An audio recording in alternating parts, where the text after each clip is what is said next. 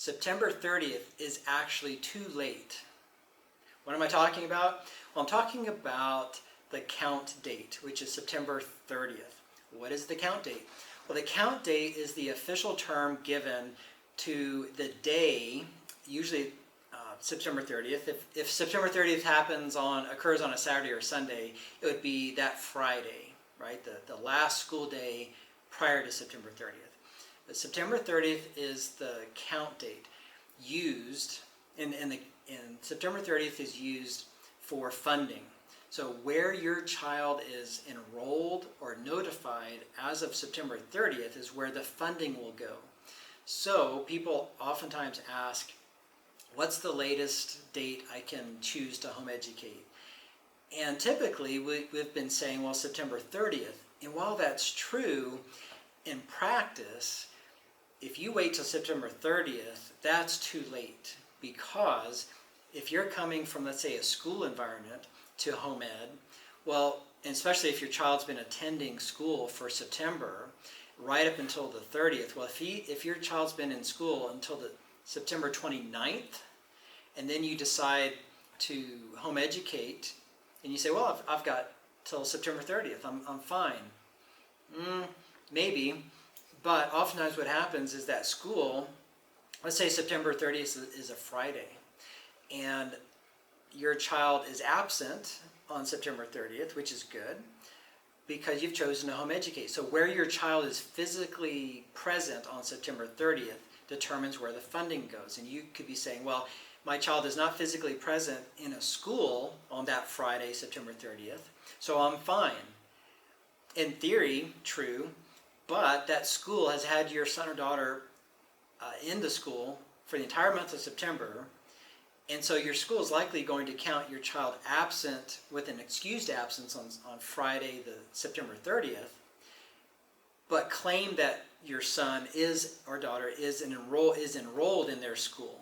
And so they're going to say, well, we're claiming that your son or daughter for funding, even though he or she wasn't physically in the school on Friday, he or she has an excused absence. Now it's on you to prove that's not true. And it's a battle. It's called a priority school conflict. That's the official term, priority school conflict. Who's the priority school? The priority school gets the funding. So there's a conflict. The school is claiming to be the priority school, and then the home ed program is saying, no, we're the priority school. So don't wait till September 30th. Another thing that happens oftentimes is you wait till the last minute to change. Let's go back to this scenario of September 30th being on a Friday, and your child is physically not there on Friday, or doesn't plan to be there Friday, doesn't plan to attend courses or classes on Friday, but the school says, well, why don't you let Johnny or Susie come on Friday? There's a pizza party. You know, we'll withdraw. We'll transfer out your son or daughter on Friday, and your son or daughter can come clear out his or her locker. You know, say goodbye to friends, have the pizza party, whatever, on September 30th. Well, that school representative knows full well that if your child is physically in the building on September 30th, the school will claim your child as being enrolled in the school. And thus, the school will be the priority school and get the funding. And when you go to home educate with another program, like B, you won't have any funding. The school will claim the funding, and you're out of luck. You can home educate, no problem, but you're going to do so with no funding.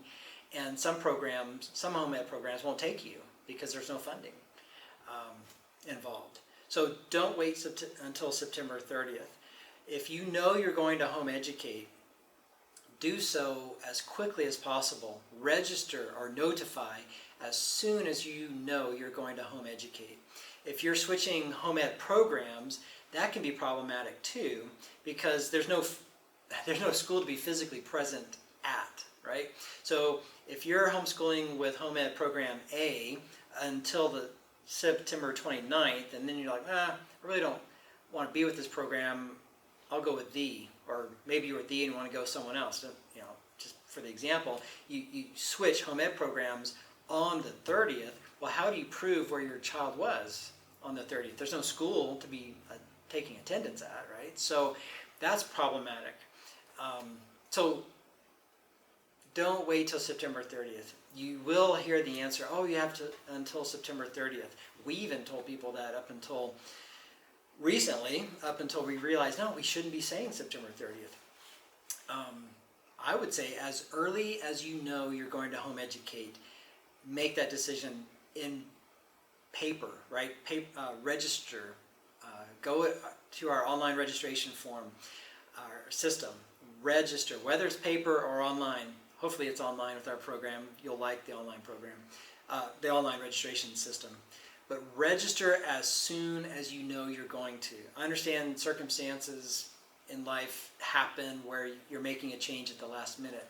If you can control the timing, don't wait till September 30th. Just don't wait till September 30th. Do it as early as possible. And by all means, don't have if we're talking about a school situation where you're going from school to home ed, like even online's tough too. That's teacher directed. That is a school program.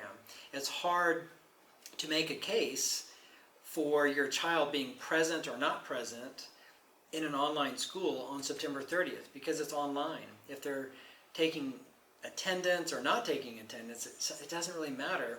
It's hard to prove where your child was enrolled as of September 30th if you're talking about an online school. So all that to say, please don't wait till September 30th. I know I've said this over and over in this short video. Don't wait till September 30th. Make your decision as soon as possible. So September 30th is just too late.